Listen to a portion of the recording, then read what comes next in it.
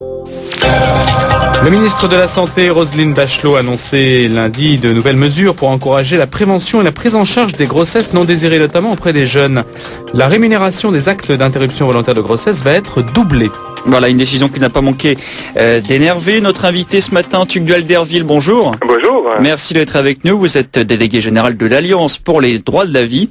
Alors selon Roselyne Bachelot, l'avortement serait trop peu lucratif pour les médecins, ce qui expliquerait que de moins en moins souhaitent les pratiquer. Et cette augmentation, donc, qui double, va-t-elle convaincre les médecins selon vous ? Je dirais, je ne pense pas, mais surtout, vous parlez d'énervement, on est surtout attristé avec l'Alliance pour les droits de la vie que Madame Bachelot ait le jour en plus de la Journée mondiale des femmes une annonce qui soit aussi décalée par rapport à leurs besoins réels.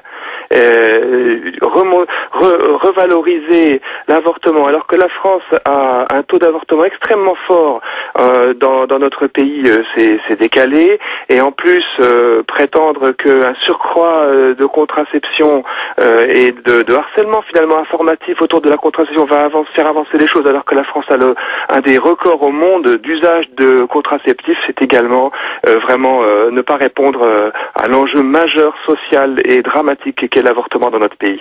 Et l'effort promis par la ministre représente environ 60 millions d'euros, si on se base sur le chiffre de 200 000 avortements par an en France. Comment expliquer l'absence d'un volet de prévention pour les femmes qui souhaitent garder leur enfant ? Eh bien, c'est une sorte d'aveuglement, je pense. Madame Bachelot a régulièrement cédé aux pressions du mouvement français pour le planning familial. Et alors que dans le sondage que nous avons réalisé auprès de 1000 femmes et rendu public la semaine dernière, on voit qu'elles sont extrêmement majoritaires à souhaiter justement ce que vous exprimez, une prévention de l'avortement pour les femmes déjà enceintes. Et voilà, c'est ça, il y a une sorte d'ambiguïté. Elles sont 85% à penser avoir l'IVG comme un droit, ça c'est acquis. Et en même temps, elles estiment qu'il y a trop d'avortements. Comment sortir de cette ambiguïté ?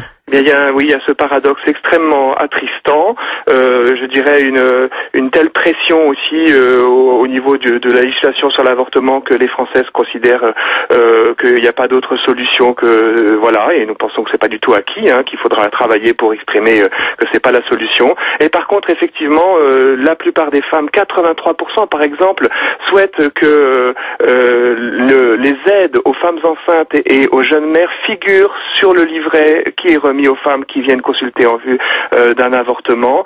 Ces aides ont totalement disparu après 2001 et 83% des Françaises considèrent que l'avortement laisse des traces psychologiques difficiles à vivre. Elles sont 61% à dire qu'il y a trop d'avortements, etc. Et tout le sondage, les 10 questions de ce sondage montrent qu'il y a vraiment la place pour aider les femmes à éviter l'avortement alors qu'elles sont déjà enceintes. Alors l'explication, elle serait un petit peu longue pour aujourd'hui à le dire, mais enfin on sait très bien, je renvoie les personnes au site de l'Alliance pour les droits de la vie, on a fait toute une analyse, mais au fond il y a intrinsèquement beaucoup de femmes qui se retrouvent enceintes alors qu'elles étaient sous contraception, c'est les 2/3 de celles qui ont un avortement, 72% précisément qui étaient sous contraception au moment où elles sont tombées enceintes, et ces femmes-là pour beaucoup sont sous la pression et ne s'autorisent pas à laisser naître l'enfant que souvent elles peuvent désirer, même malgré une ambivalence et une crainte tout à fait explicable au moment de la grossesse, et rien n'est fait aujourd'hui dans notre pays pour les y aider.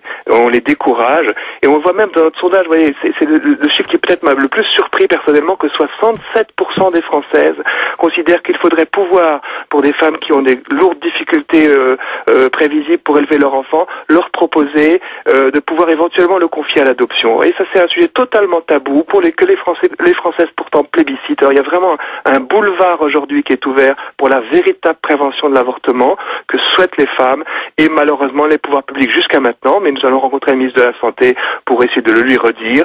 Les pouvoirs publics ignorent que cette prévention est possible.